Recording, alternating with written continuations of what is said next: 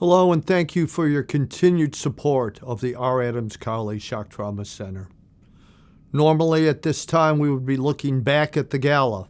We would have had a wonderful celebration and we would be reminiscing on it.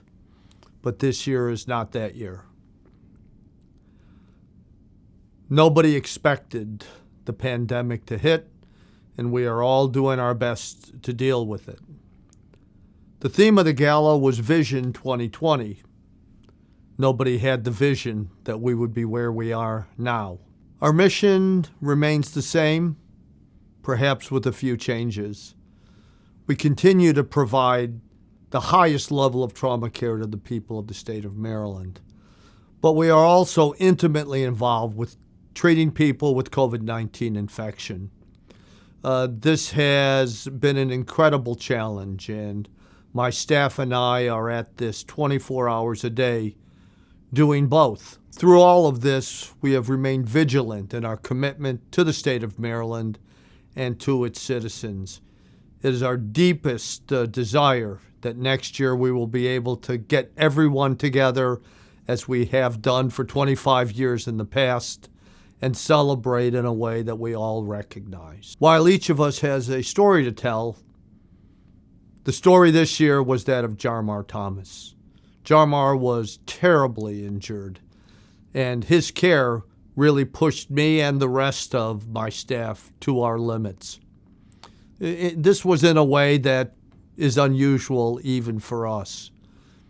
There were times during his course I really wondered if he would live, and frankly, I wondered if it was the right thing to keep going. But we don't give up. His family didn't give up, and in fact, Jamar never gave up. And in the end, the result has been nothing short of miraculous.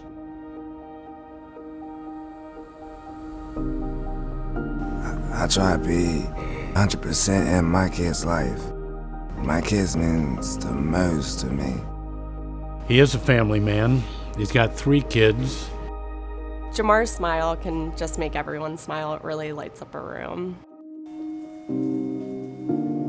This story reminds me of what happens when we really stretch, when even we are challenged, and that takes a lot, frankly.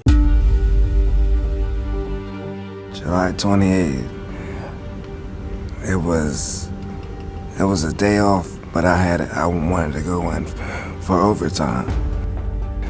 That day pretty much changed my life. Carolina County 911. I'm calling this for steel fellow somebody out in the back of the building. Yelled it on the radio, call 911. Okay. Yes. Sir, is he trapped under it? We've got a man trapped between steel. He's on top of me. Okay, we've got the fire department on the way, okay? As soon as I heard it, I knew it was a bad call. It's a small community. I know both dispatchers, and I can hear it in their voice. Is he awake? Is he awake? He is awake. Yes, he is, sir. A firefighter, EMS outside with him right now that works here. He said it's pretty bad. You're more than likely to go need a helicopter. We got notified by Syscom for a person involved in an industrial accident. Suited up, launched, started flying towards Federalsburg.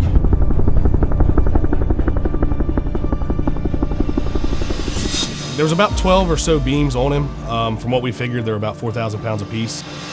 I started putting him on my monitor. I could only reach his upper half, so I got a blood pressure on him, and then I said, I'm gonna give you something for this pain. So Jamar was actually entrapped in multiple different ways. He had steel leaning on him. He had steel holding his leg down. We were concerned the stack would fall if we just pushed. So we pushed with the airbags and lifted at the same time with the crane. So I'm thinking, if I release this I-beam I'm thinking all this lactic acid can go right to the heart. And then I'm gonna have arrhythmias, possible cardiac arrest when I dislodge that. We had placed a backboard in front of him and tied some webbing around his upper body to be able to hold onto him so he wouldn't fall back down again, and we slid him out onto a backboard. I had noticed that his entire left leg was soaked, so we exposed that left leg area and noticed that he had a catastrophic injury to his upper left leg, I requested a tourniquet at that time, which was quickly applied. What he needed was a surgeon, which we don't do that. So getting him from point of injury to definitive care was what was going to save his life. If anybody was going to get him alive from point A to point B, it's an MSP. He did wind up going into cardiac arrest on us on our final approach into shock trauma. We began high performance CPR on him right away, rotating our compressors out, and we continued CPR from the transition from the helicopter down into the TRU. From the moment he got here, the odds were substantially against him. For Jamar, we had about 12 practitioners, nurses, technicians all working with him to get him better.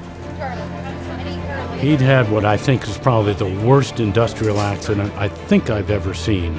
This huge I-beam kind of crushes down across his abdomen, belly, pushes this right half of his pelvis way over into the left, breaks both his femurs, injures intra-abdominal organs. Cardiac arrest after blunt trauma, nationally, mortality is 99+%. But we have this gizmo, right? We have the Reboa, and we have been able to get that survival up closer to 10%. Reboa itself stands for resuscitative endovascular balloon occlusion of the aorta. So rather than doing an operation to open the chest and apply a clamp, we insert a catheter through the femoral artery and we thread that up into the aorta. So the team realized as soon as we had the Reboa placed, we needed to rush him directly to the operating room to repair his injuries.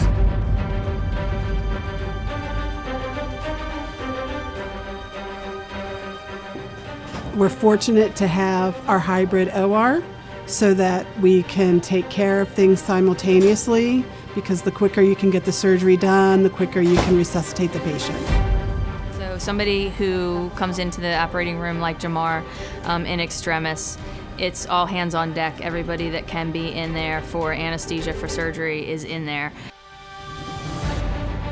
Having a dedicated group of trauma endovascular people is a game changer. We're really good at it. It's always available. We're quick to get in. And that's another thing that really changes his chances of living. When I see him, he's already received 100 units of blood products. They have probably replaced his native God-given blood volume many times. His first surgery was 2 blood volumes in itself. He's on life support for his heart. He's on a breathing machine. He's on a dialysis machine, and we are still actively squeezing blood into him.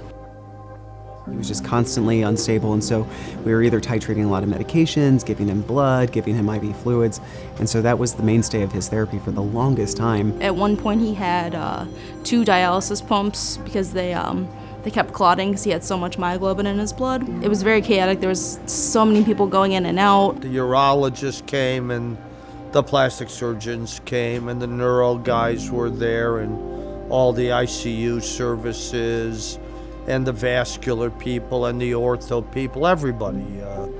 Everybody had a hand in taking care of Jarmar.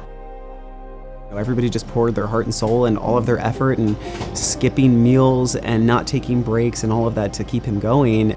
The roller coaster didn't slow down for days and days and days because it's more surgery and more bleeding and more blood and more critical care stuff. I think the most difficult part about his stay is as we were slowly operating him and removing small pieces of him, incrementally, those small pieces added up to something big, and he ended up losing a lot of really important tissue. By this point, he's lost fingertips, he's lost part of intra-abdominal organs, he's lost first one leg, then another leg, and then another piece of his legs. He was devastated.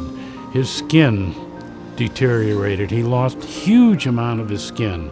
How possibly could a person who has that much injury, that much disease live? He had bacteria in his blood, he had fungus in his blood. The whole thing was inconceivable. And we ended up with this huge open wound, which was not quite his whole body, but pretty close. We skin grafted him. He was with us about 7 or 8 months, and I'd say it was definitely a roller coaster. I know there were some times where I'd be a little tearful in his room thinking, wow, is he gonna make it? I'm not really sure. When I did wake up,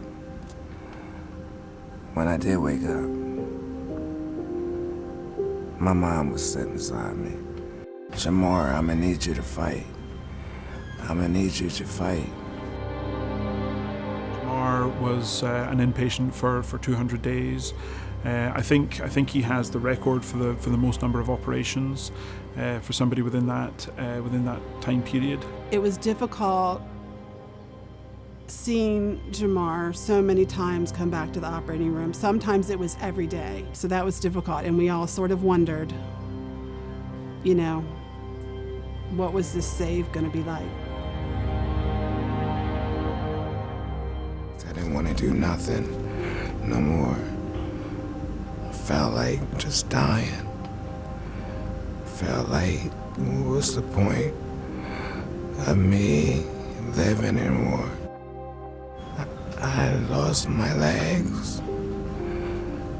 They amputated my fingernails. I'm just hurt. We all struggled. Family, patient, nurses, doctors, everybody. It's too much. It's too much for one person to take. And there are times when I said it. And there are times when Jarmar said it. The only person who never said it was his mother. That lady was here nearly every single day, applying therapeutic tough love, just being there, the value of presence. She should get an award.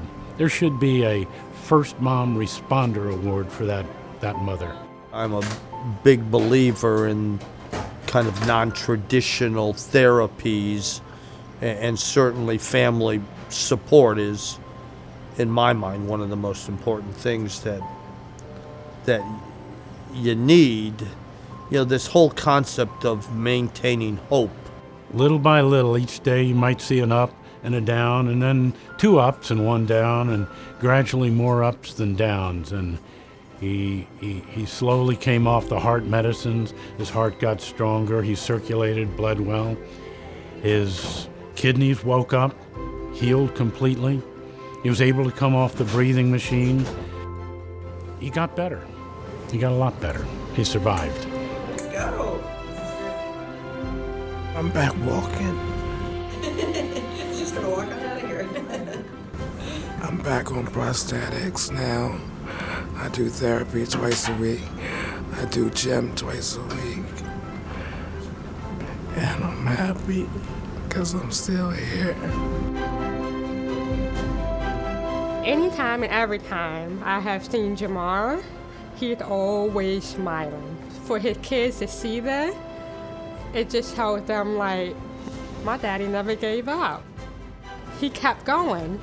What I want is for him to be happy that he lived through all of this. I want him to look back and say, this was really hard, but it was worth it. I had the best care here. The best care here.